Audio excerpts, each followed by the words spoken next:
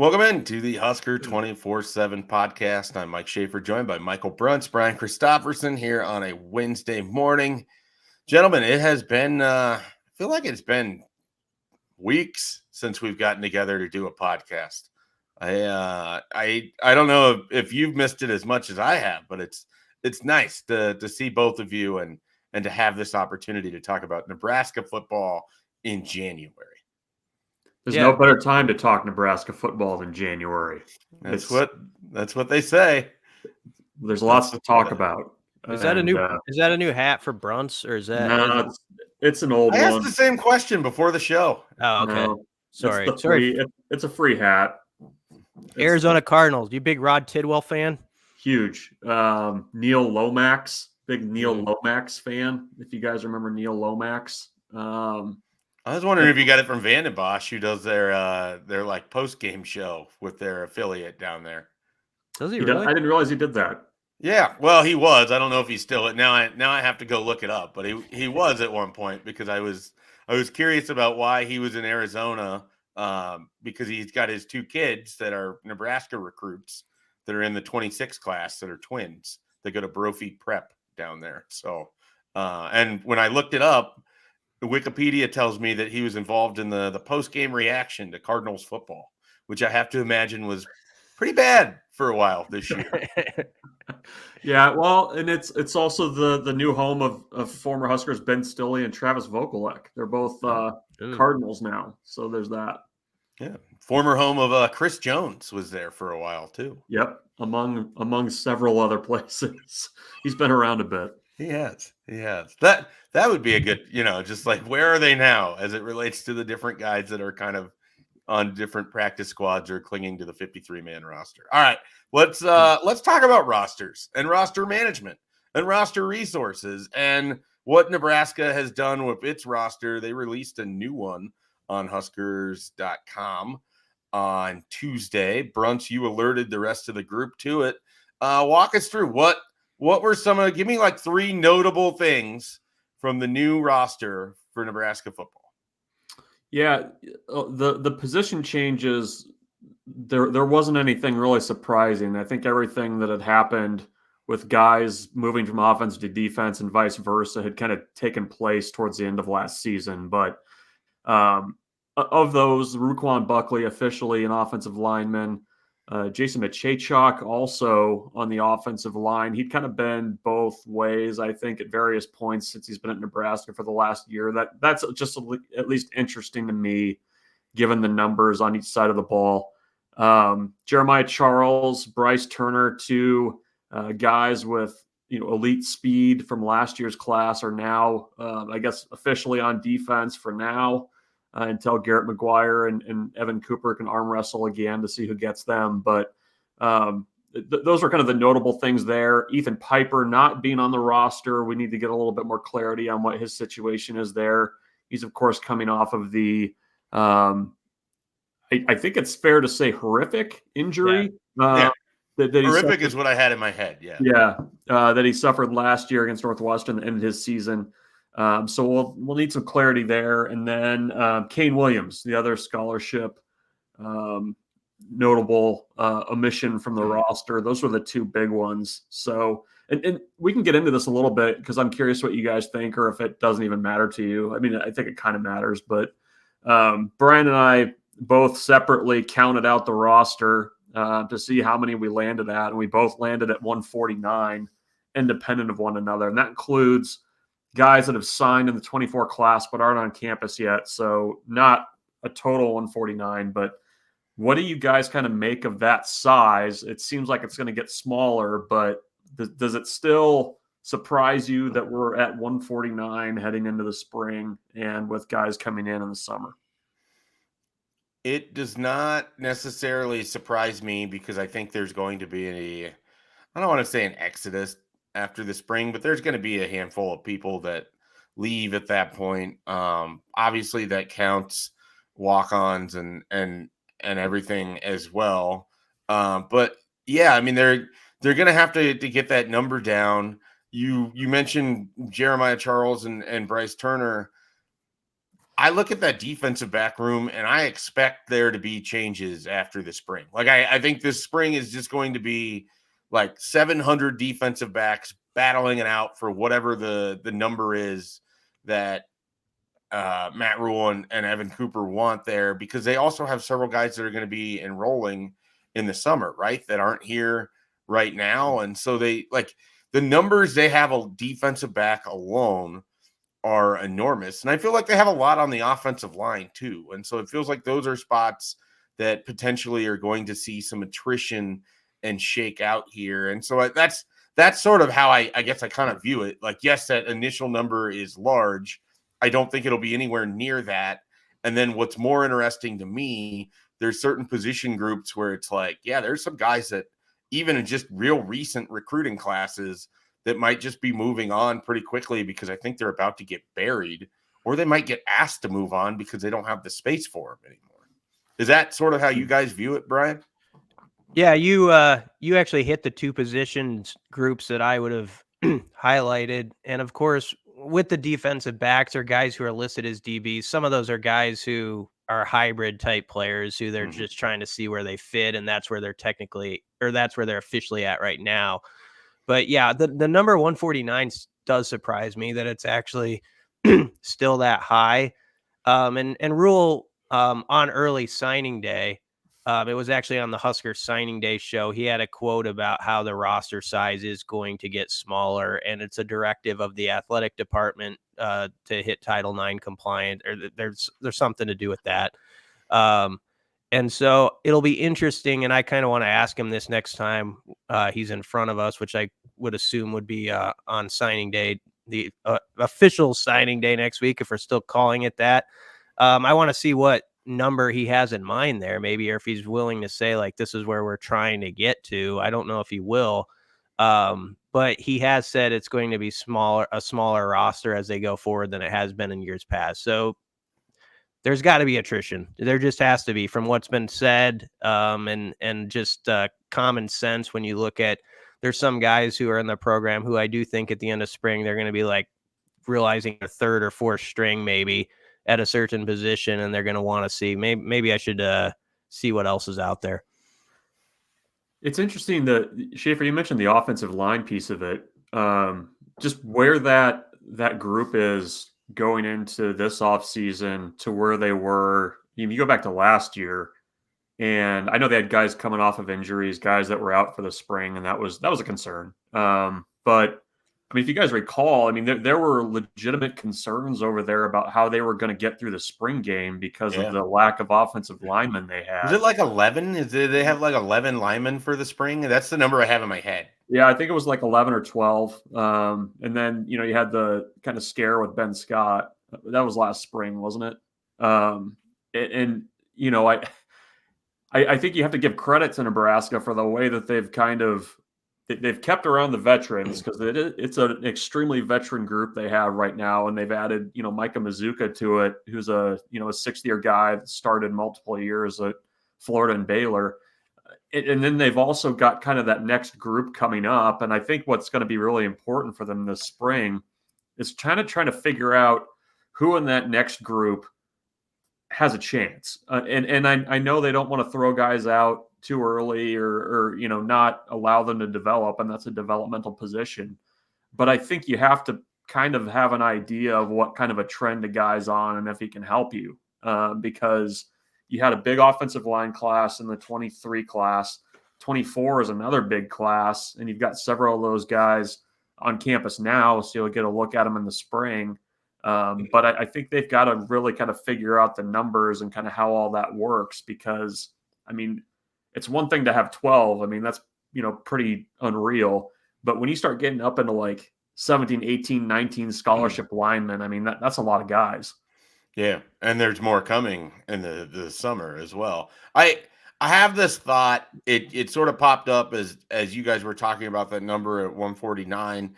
This is like a half-baked analysis thought. So feel free to completely mock it if I'm wrong on this.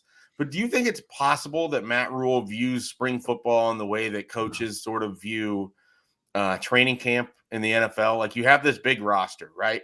and you know that you're going to have to get the size down at some point. But really what you're doing is you're using the spring to not only maximize and build towards the fall, but to also kind of assess and evaluate and scout different areas of your roster and which guys you want to stick around and which guys you want to leave. Like, is that a possibility, or am I just sort of over my skis on that idea that that's how he's going to use this spring football period coming up? No, I think there's got to be some of that, and there's probably some players who, you know, they know what the score is right now, and so, you know, they're finishing up this semester and to go through spring ball, and it's like, okay, I'm gonna just see where I am at that point. If I can make a move, you know, I'll stick around. If not, I'll see what else is out there. Rhule has talked about how he doesn't force guys out. I mean, he's been pretty candid about that. Guys, if they want to be here, they find a spot for them. But clearly, it's somehow, some way, this number's got to get down. And so I'm more interested in actually that, though, the whatever the number 149 goes down to, and whoever is on like the fall camp roster of, what is it, 110 now? Yep. When we get there, then I am the discussion of, is this guy technically on scholarship? Yeah, I'm with you. Like, I think that's like, I mean, there's something to it, but I've moved past that whole 85 man discussion and laboring over who is and who isn't and who's getting NIL money. So that's going to be more interesting to me, is what that big total number gets down to, and then like who's on the 110. I think that's what matters. It's going to be a fascinating discussion when you get to the fall. I mean, if you just kind of look at, you know, guys that have signed, guys that you would, what's a better label? Scholarship worthy, like scholarship level players. Like, Nebraska right now is sitting right around 100 for guys that are in any class that you would probably identify as either definite scholarship guys or like in the mix for scholarship adjacent. Yeah, they're tangential scholarships. But you know, if you're already at 100 for that, I mean, you're probably going to be leaving off guys that, you know, have the potential to help you, or young guys that you felt pretty good about during the recruiting process, to you know, bring them in. So that's going to be. That's kind of the back end, I guess, of what you're saying, Brian, is like, let's say you get down to like 120 in the spring. I mean, that at least makes that decision probably a little bit easier for you when you get to August, because as it stands right now, it would be pretty tough, I think, at certain spots to figure out who's going to be there with you during fall camp and who's not.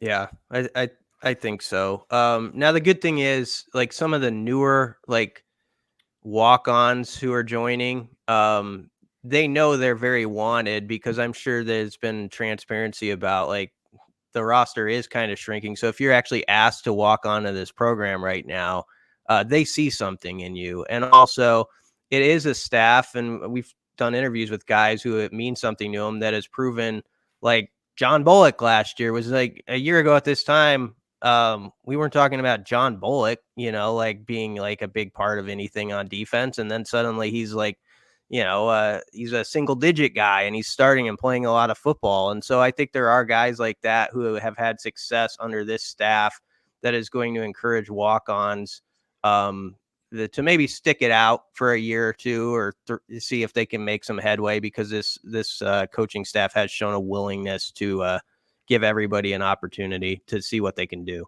You know, you said that name, John Bullock, and I had to stop and think, did he announced that he's coming back, right? Yes. Yeah, like it's wild. Like, this offseason feels like it's been 7 months long, and it's been 2. There's been a lot that has happened in there, and you know, I think they've largely gotten everybody back that people would have hoped for. But you said that, I had to like think, and it basically be like, yeah, John Bullock, he could have left, but I'm pretty sure he came back, but people thought he might leave. Yeah, that thing.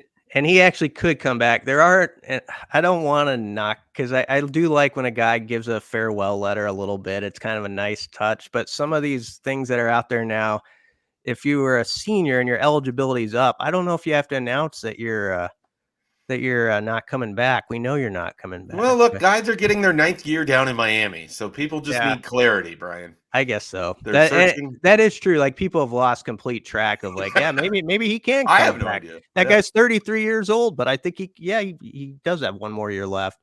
That guy at Miami, by the way, who was going into his 9th year, he would have been on the roster when Oregon played here, right, against Mike Riley. I think that's correct. That would have been his freshman year because he started at Oregon. He could talk about the "let me clear my throat" experience and how loud it got. Give a pretty good narrative on it. He was a teammate of Terry Wilson's.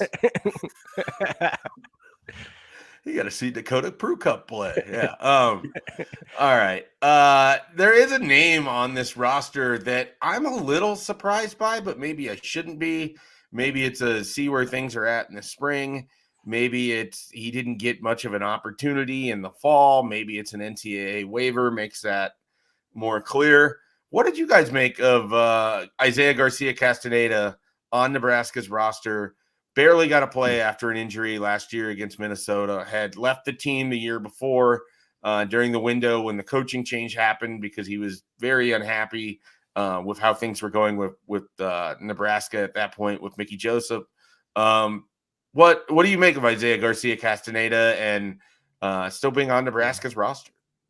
I think they liked him. I think Rhule really liked him before the injury. So it's probably just one of those deals where it's like, well, let's see how you come back from it and what you got, because I remember in the fall camp, Rhule had that quote about he's like one of those guys you can even design specific stuff for. And obviously, if you think about the receiver situation at the time, it was different. There was like a lot of question marks. There still are those, but it's a smaller question mark now, I think, a little bit with Jamal Banks and Nair here. But I do think they liked what he was about and sort of how he like came back to the program under Rhule. And he always says, like, I'm not going to hold against what happened, before I got here. It's like a clean slate with me as far as I don't, whatever that was somebody else's business. So I think he did get that clean slate. I think the staff liked him and it's like, okay, let's see now. How can he come back? How can Ramir come back and Gabe Irvin come back? You could put all those three in the same category of guys like, what are they able to give and when are they able to give it, I guess, like full go. I was thinking about the Garcia-Castaneda situation because Brian brought him up when I was writing it. And I guess I wasn't as surprised that he was on there. I guess because from Nebraska's perspective, it's like, well, he's a veteran guy coming off an injury. We'll see how he comes back. From his perspective, I mean, he's really kind of been through it in college football. This is a guy that did the JUCO route. He was at New Mexico State, transferred, at Nebraska. What has he played? 3 games? I mean, he played the one in Dublin, the one after it, and then, the season opener last year. He might have gotten in a couple more before he left the team. But, I mean, from his point of view, you probably want to at least get some payoff, right? Like actually try and show what you can do because he really hasn't been able to do that since he was at New Mexico State. It's I don't know. He's one of those guys that you kind of root for him in some ways because of everything he's had to get through to get to where he is. And we'll see where he's at in the spring, but he should be, I would guess by the end of spring ball, he's probably close to 100%, right? Just given where that injury, when that injury occurred. Yeah, you would think so. He's another guy worth asking about, though. There's a few of these guys that it'll be interesting to hear updates on. He's one of them. Brody Tagaloa, this is switching gears a little bit, but is another he's on the roster and had the auto accident last year, and he was actually had a lot of steam prior to that. We had heard, and he was going to play before that. So it'll be interesting to just get like what does the head coach have to say about a few specific names, maybe like that. Absolutely. All right, let's take a quick time out. When we come back, I got a question for you guys. Be curious where you go with it, and we'll dive into a little bit of recruiting coming off of back-to-back Junior Day weekends for Nebraska as they turn the table to 2025 plus a little 2024 recruiting in there as well. You're listening to the Husker247 podcast. So I mentioned I have a question, And it is this: as you look at the roster, you look at the position groupings. What is a position group? If you can go back and you can think, what was I thinking about in January, February of Nebraska's, upcoming spring in 2023 to where things are now? What's a position group that you feel like this team has really done a nice job adding talent to? And what's a group that you are still somewhat concerned about moving forward? You don't even have to go all the way back to last winter. You could just go back to the season if you'd like. But give me one that is stock up and one where you're sort of shoulder shrug. We'll start with Bruntz. Yeah, it's almost a flip for me from last year, what I would have said. I mean, I think wide receiver is trending up, just given the additions of Nair and Banks. I think those are two really key additions. You pair that with the trend that I think Coleman, Lloyd, and Doss were on last year. You're adding a couple guys to the group this year who I think have a chance to get on the field early. And I think there's intrigue there. I mean, you pair that with a quarterback that I think can get the ball down the field a little bit better than what Nebraska did last year. I'm intrigued. And, a group that, I think maybe I have questions about. I think I like the addition of Dante Dowdell at running back, but I don't know that the kind of history of the guys at that position, that gives me pause. I mean, Ramir Johnson has been good in spurts. He's been injured quite a bit. Same with Gabe Irvin.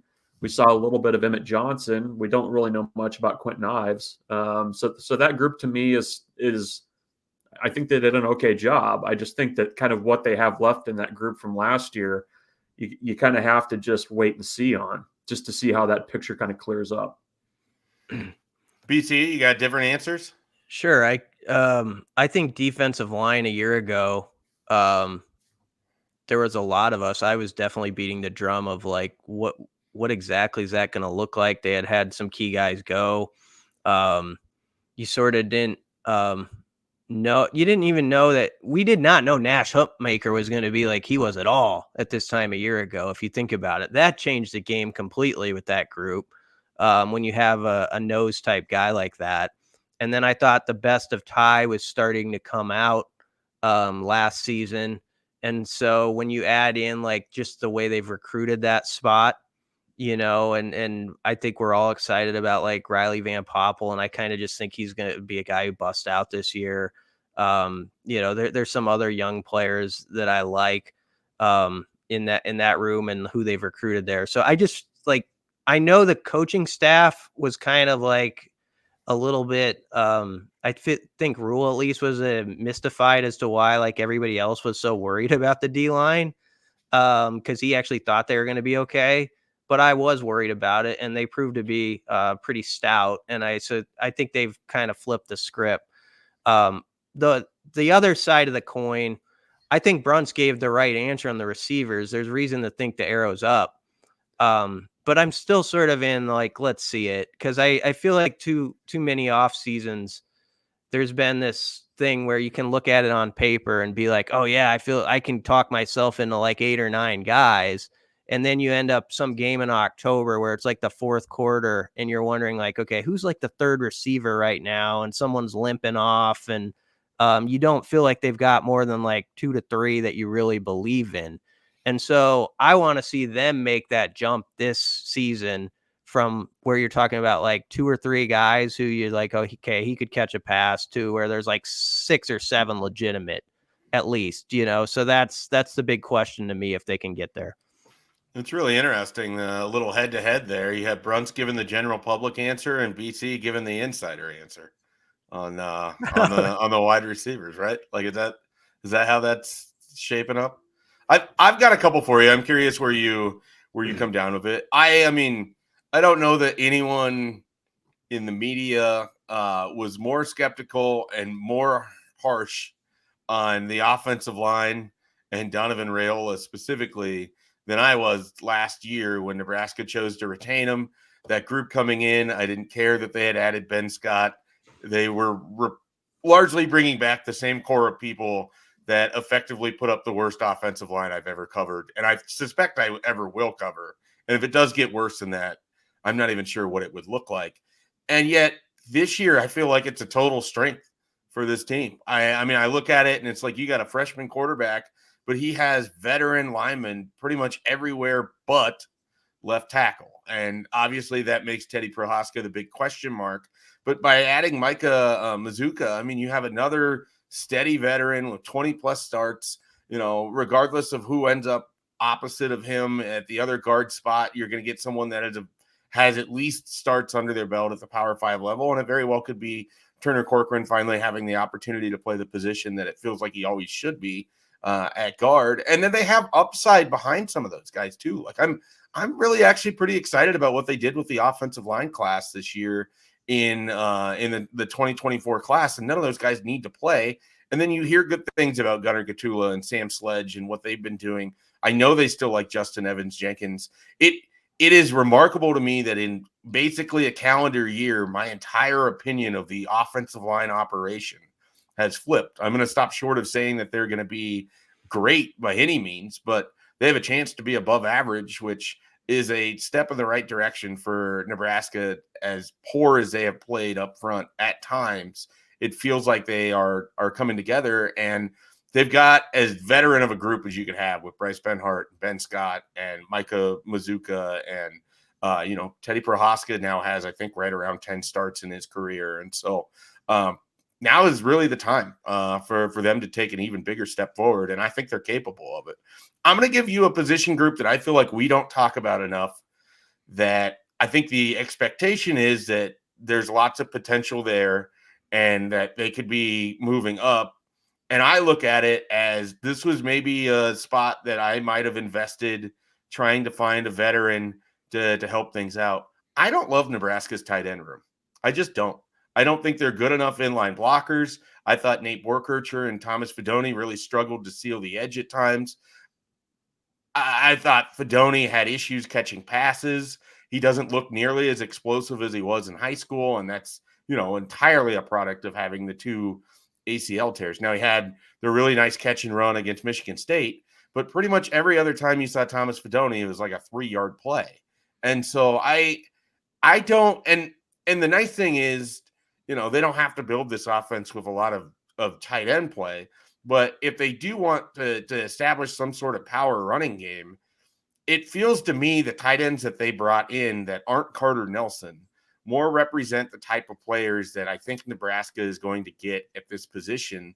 And that's sort of the Jack Stoll model, where you try to get the big, physically strong guys that can help block, that can maybe do a little bit in the passing game, but you're not going to rely on.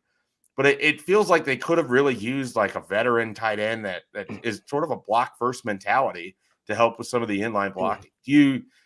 Am I like off my rocker here? Because I just don't. And I saw it in that thread the other day where I asked who people were excited about, and there was a lot of excitement for Thomas Fedoni. And I just feel like some of that is left over from what he was as a recruit. And I don't want to say that he can't take the next step, because I absolutely think that he could. But I don't know that I believe that there's a big jump coming necessarily. It was an inconsistent group last year. I think that's fair to say. I don't know that they showed the kind of game-breaking ability that maybe people were kind of hoping for. I don't know. You kind of dig into it, and I don't think they were helped at all by the quarterback situation. Yeah, absolutely, 100%. It was your heart stopped a little bit anytime there was a pass going over the middle and somebody was running like a crossing route. Like that was just like coin flip of whether it's going to be completed, whether it's going to be on target, and whether it would be going back the other way. I don't know that group was helped by the way that everything kind of shook out last year with the coaching picture there. Basically having one coach that was new to college football in the spring, an interim who did a good job. I think Josh Martin did a fine job in the fall. I think they'll benefit from being coached by the offensive coordinator. I mean, I think that continuity will help them. I am intrigued to see if there's any young guys besides Carter Nelson that can get on the field right away, because I think they love what Nelson can be as a Swiss Army knife. I think there's a place for a guy like an Ian Flint in that as a blocker. And I agree with you. And you look at the body types that they've taken, it's kind of all over the place. And that room, I think, is kind of going through a rebuild right now. But I agree. I mean, I think that's a room that needs to be better if the offense is going to take a step forward. It's just so much of what happened on offense last year. I feel like they were kind of on the receiving end of it, that a lot of it wasn't their fault, but they need to show more this year for sure. Yeah. I'll add one thought to that. Then I got to run for an interview. But that's an interesting discussion, the tight ends, because I do think if you think back to Nebraska when it's been really good, they've been stocked up in that position room with guys who weren't always like household names. Like if you go back to really top level Husker teams that were like just solid tight ends who played a ton of snaps and were great blockers. And I think like a guy like Luke Lindenmeyer, who is a pretty young player, is going to be one of the more important guys on this roster, actually, like if he can develop. They like him. And so they're going to need multiple versions of him, like, so, and maybe that is an Ian Flint, you think? I don't know, like a bigger body that maybe he's not the guy who catches 2 or 3 passes a week. You don't even see him on the stat sheet, but he impacted the game as much as anybody else if they're going to go power on somebody and just try to get downhill. And that's where they do need to stock up with like 3 guys you really believe in that are like traditional tight ends, not like our fun 2024 tight ends that we think of are racking up fantasy points, but the old school guys who just like, have some dirt in their helmet and get after guys. So like Lindenmeyer is a guy who I think is going to matter, and you gotta multiply there in that. It's a good conversation. Yeah. And again, I don't want to make it seem like I'm out on what those guys can be. I just thought that I thought that they were sort of overlooked when you discuss things that were a little disappointing about Nebraska's offense. Now, and Bruntz made some great points. I mean, it's hard to catch passes that aren't in your area code, and I get that. But for me, it wasn't so much what they can do as receivers, because I think Thomas Fidone can be helpful in that regard. I need to see better probably blocking on the edge, and he wasn't the only one. I mean, there's a reason Luke Lindenmeyer played as much as he did, and it's because he was internally, I suspect, a far better viewed blocker than either of the 2 guys that they were hoping could catch passes for him. So, BT, thank you for stopping by. Yeah, you are dismissed, and Bruntz and I will continue with some recruiting here. Eric Ingerson, throw his name in there too, tight end. Yep. I was just thinking about it. Yep. Thanks for having me, guys. Thanks for having me on the show. See you, Brian. See ya. All right. We'll finish up here with a little bit of recruiting. Bruntz, they had 2 big junior day weekends. The first one was huge. I mean, the visit list from that weekend alone, you had 5 stars on campus. You had a bunch of guys that are going to be in the top 247 of multiple different classes. You had big, important in-state recruits. You had big, important out-of-state recruits. They had multiple guys from the Kansas City, Kansas area and Kansas City, Missouri. Obviously we haven't been able to catch up with everybody. The nice thing is 2025 and 2026 recruiting. We're not exactly under the gun to get this all done right now, and it gives a nice pathway forward to find some people to talk to. What stood out to you in the coverage from and the feedback from Nebraska having these 2 juniors? Yeah, I mean, I'll let you get into this, but I know you wrote about this a little bit too. But the way that Nebraska went about some of the things on the junior day was pretty unique, and the way that they led guys through their operation, how you do things, how guys fit in their defense and offense. I thought that was pretty good. Again, I mean, we saw it in the 24 class where you're building the foundation of your class on local guys. And I wrote about this on the site this week, where just if you look at the number of in-state offers that they've made, I mean, you're already at 7 or 8 in-state offers in the 25 class. They made it a couple in 26, or 1 in 26 recently. And I think you're going to see a few more go out there. And, I think that's going to be kind of the the foundation of what they do. I think they did a nice job of finding guys regionally and also guys in Texas and Florida who are towards the top of their board. They've had a year to recruit those guys, build those relationships. I think they're finally caught up heading into the 25 class, and you're seeing the fruits, I guess, of being around for a year. And I think people kind of forget that it's maybe viewed like, okay, the 23 class, that's your catch-up class, then you're on to 24, and that's when you're caught up, and that's just not the way it works. And I think 25, 26, you're seeing a really good job of them identifying guys early who have taken off. I mean, there's a couple guys that stand out.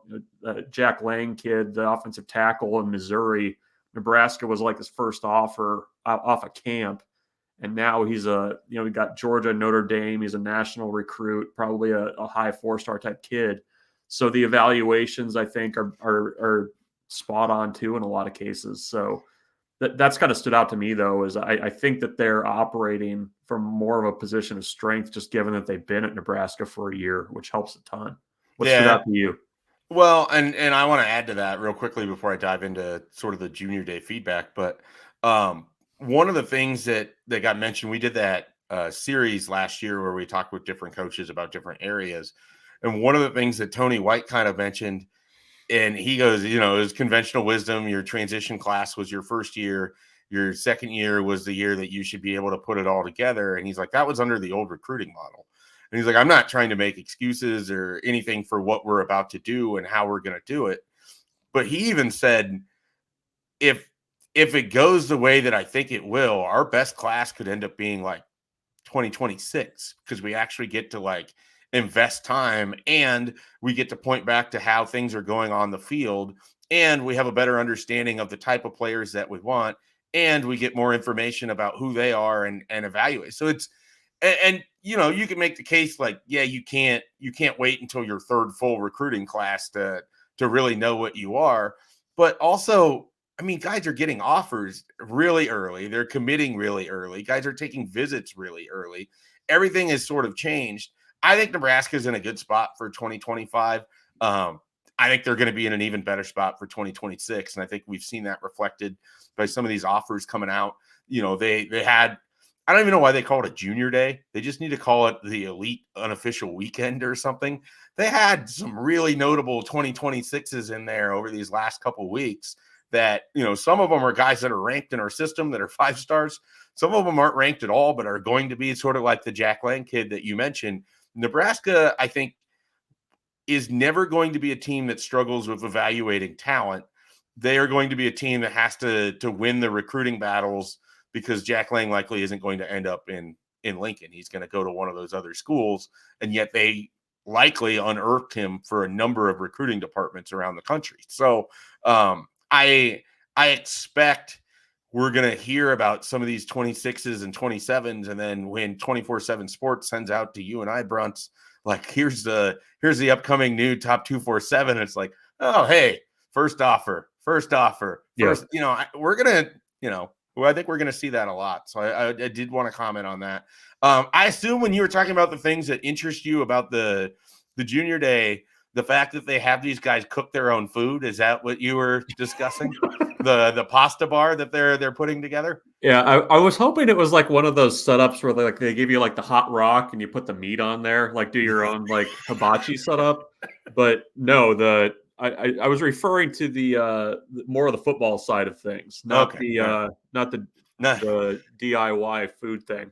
Not Isaac Jensen being surprised that he could cook chicken Alfredo pasta with a chef standing over his shoulder. Yeah, I'm imagining like them handing like a bowl of vegetables to like Terrence Knight, and he's sitting there working the sauteing, working the Mongolian grill. Yeah, I like it. But yeah. So I think what you're mentioning, and it was by far a big hit both weekends. Everybody I talked to, basically every recruit said they never seen anything like it. And that's the interactive meetings that were taking place, throughout these 2 weekends. And what that is, effectively, Nebraska has these guys line up at the position of which they want to be recruited at, or where they think they should be recruited at. And then they, in groups, they'll have 11. Obviously, there's 11 guys that play on offense, 11 on defense. They will have them step out and they'll work through a play call, and they'll set up a situation. And this is the play call that Nebraska is running. And for the offensive line, it was 3 pass protections I think they walked away with. And then Brock Heath told me that they worked on inside zone and what inside zone is at Nebraska and how that might be different than it is at other places, and the different things and the different movements that are related to a singular play with an inside zone technique. And it just fascinates me because it's January in Lincoln. I'm assuming they were in the field house for this because that's where you would get that much space. But the idea of allowing some of these guys to sort of mentally think, I'm at Nebraska while they're on this visit, and go through the, you have Donovan Raiola walking your center recruit through what he's doing in this situation, or he's talking with 2026 Jackson Cantwell about how this is the kick out that he needs to have on this pass protection, or this is where the hand placement, like, it gets these guys in a mindset of, okay, this is what it's like to be coached by this guy. This is what it's like to be in this program. And it makes them think about Nebraska differently than if you just showed up there and you have these meetings and they throw the film up and he's showing Teddy Prohaska and he's like, okay, so this is why he did this and this is why he did that. Instead, they're physically doing it. And I just thought it was really unique. And the response has just been fantastic. I mean, 1, I think it breaks up the monotony of a day. 2, I think you take some of these guys that have been to Nebraska multiple times and it's like, okay, I don't need to. Obviously, the facilities are really nice, and for some of them, they're so new they haven't seen a lot of this. But for others of these guys, they don't need to sit through a life skills presentation for the 4th time. Like, this gives them something different to take home. And again, I suspect as word gets around about what Nebraska did here, you're going to see more programs sort of copy this idea. But I know that internally, they were very excited about how it went. And I know from the recruits' perspectives, especially, were really enjoyed it. I mean, I thought it really was sort of the standout thing of the whole event. But yeah, I mean, just with the response, whether it was Cortez Mills, which there was a story from Brian Doan the other day, and people, I think, took some of the quotes in there a little harder than they needed to. I think Nebraska is going to be very in the Cortez Mills sweepstakes. So I just want to throw that out there. Wide receiver from Miami, he loved his visit. He's got connections throughout the program. Biggest thing is going to be you got to recruit against Georgia, LSU, Clemson. Like, these are teams that produce great wide receivers. You got to give him a reason to come to Nebraska that isn't just Philip Simpson used to be my coach and now he's the quality control guy in Lincoln. Like, there's got to be something there, and maybe that's where Dylan Raiola can really help you out, especially if you're able to showcase what your offense could look like with some increased wide receiver talent. I mentioned Jackson Cantwell. Bruntz, I didn't know this. His parents effectively grew up as Nebraska fans. He's got Nebraska connections throughout. That's a 6'7" elite track guy on top of it, a thrower. His parents, I think, were Olympians. So this is a guy that's down in Nixa, Missouri, where Nebraska is certainly going to be putting a lot of emphasis and a lot of effort in future years. He's a 2026. Those were sort of the notables. There's a bunch of other reaction in there. You can get all of that coverage at Husker247. But anything that stood out for you when you were reading through it, parsing through it, or listening to me bloviate there? Well, kind of. And I'll get away from the junior day a little bit, but it's still related. So obviously, Nebraska's coaches have been on the road for the last couple of weeks in January. The 24 class is mostly put to bed, and you're recruiting ahead. We saw last year, this time, that Matt Rhule, I think, did a pretty nice job of seeding the next year's class with some of these visits that he made in January. I mean, in your mind, I mean, are these couple weeks here like pretty valuable in terms of getting a lay of the land for who Nebraska views as priorities in 25 and beyond? Yeah, I view this. I haven't done a good job of tracking it and writing it as much as I probably should have in the last week or so. I view this stretch, and in particular this week, as kind of like the tell-all of like who they're visiting. Those guys matter. And they matter not just because they have a Nebraska offer or not just because they're a certain level of recruit. They matter because Matt Rhule has a finite amount of places that jet can go and that he can get to in any given day. And he can only see these guys at their school or working out or doing whatever. But go back to last January. How important does it seem now that he went and watched Grant Bricks wrestle? Like that really mattered. How important was it to get to that Ainsworth basketball game to see Carter Nelson in that environment? That really mattered. Like I think, whether it's some of these wide receivers, whether it's some of these offensive linemen, defensive linemen, I thought it really mattered that he was in St. Louis yesterday. There's a handful of guys, Corey Sims being one of them, but also the quarterback offer. I mean, you have that. You have a guy there that, Dylan Duff, and we can go deeper in that if you would like, but I don't know what Nebraska is going to do at the 2025 quarterback spot, but maybe Dylan Duff, they see something there as a developmental guy, and he appreciates Nebraska stopping through, so he's going to return the favor and make a visit of his own, and suddenly you end up with this relationship that works out where you have your quarterback in 2025. I think this week is huge for telling us who's on the higher end of Nebraska's board, and this is the last time a coach can be on the road, a head coach can be on the road until December of 2024. So it, to me, really matters which spots he's stopping in at. And they got the big in-home visit with Keanu Wilhite at some point this week. Do you, I guess with kind of where they're at now, and you mentioned it, the 25 quarterback picture. They've made a couple offers in January. They made one to a quarterback in Pennsylvania. They made the one to Dylan Duff yesterday in St. Louis. Alex Mansky has kind of been the name connected to Nebraska in the 25 class for a long time. Kind of lay it out a little bit. It seems like that conversation changed whenever you add two quarterbacks in the 24 class, and one of them happens to be a five-star quarterback. Is your sense that conversation from Nebraska's end has had to change based on what they did in 24? I think it has to, because you mentioned Raiola, but the other quarterback's a local kid that went to the Elite 11 as well, and there's only so much room in your quarterback room. There's only so much opportunity, and as we've seen, you can try to stack the room the best that you can. I mean, and obviously Ohio State's an example of being able to just add all of this talent. We'll see what that room looks like at the end of spring. I think it's going to look a lot different than it does right now. Mm-hmm. But you have to be able to try to put together a quarterback room where you might have to get a bridge the gap quarterback. And that might be what Dylan Duff is. And it's also important to acknowledge, if you're a fan or if you're a recruit or what have you, Dylan's not the only Raiola that plays quarterback. And there's another one in Dayton that is a 2026 recruit.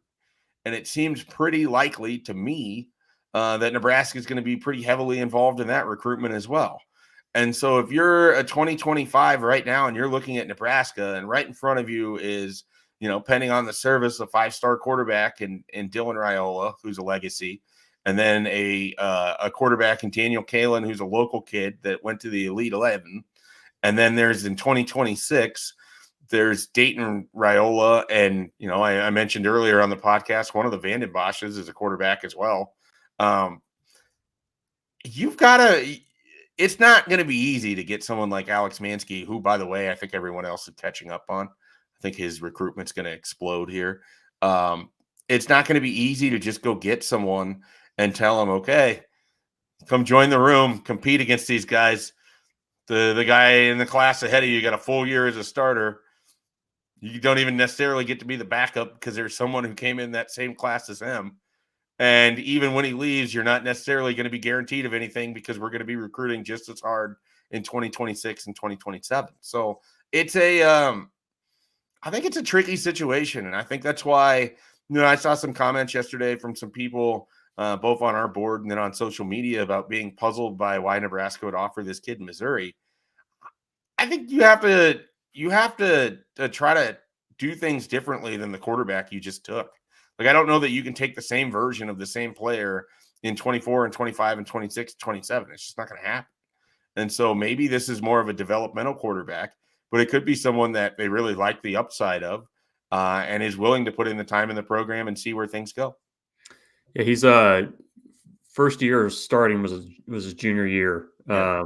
And I think I wonder too if you have a new quarterbacks coach in the mix on your coaching staff. I mean, obviously they've worked together before, Glenn Thomas and the staff, but I mean that a new set of eyes and a new kind of set of preferences, things like that, I think maybe introduces some different things that you're looking for and maybe things that catch an eye versus maybe what you had before. So, but I believe, have made 9 quarterback offers in the 25 class, and I believe 4 or 5 remain uncommitted at this point. So, yeah, how that plays out, I think, will be kind of fascinating to watch. I was just curious to kind of see what you thought about that. Yeah, absolutely. Anything else you want to get to here in the podcast? No, I don't think so. You're done? We're done? We we got another signing day a week from today. Which might have someone signing and might not. Maybe not. You might get some walk-on-ish guys signing something. They're going to sign something. But maybe a hat, maybe a Cardinals hat. Just combine the signing ceremony and the hat ceremony, and you're just signing a hat. That's not the worst idea. You just send a hat into Matt Rhule and just says, "I'm in." Yeah. But so yeah, we'll probably hear from Matt Rhule this time next week. Then lots to cover, but I think I'm good. If you're good, I think we're good as well. All right, everyone. If you want more of this type of conversation, be sure to check out Husker247.com. We have plenty of coverage from the junior days that's up there. There is a Dylan Raiola story about his recruitment, a little bit more inside baseball about how some of things happened over a multi-year stretch for Nebraska to end up with one of the biggest commitments in recent memory. I encourage you to check that out. Of course, we'll have plenty of basketball coverage. Baseball is starting up. Bruntz is he's getting the arm loose in case they need to bring him in from the bullpen so he can throw about 62 miles an hour. See if that works. Got to see how much hot sauce I've got left in this chicken wing. Is it an ephus if that's the hardest that you can throw? Probably. I'll give you a palm ball. Oh, yeah. You get a palm ball. Little spit on there. Yeah. See if you can get that thing going in a different direction. Yeah. So we got baseball coming up. So it's that time of year that I know that Michael Bruntz absolutely loves, where you get the convergence of off-season football, recruiting, basketball, and baseball. And what better place to be than Husker247? Be sure to check it out, and be sure to check us out as we'll be back next week with more Husker247 Podcast.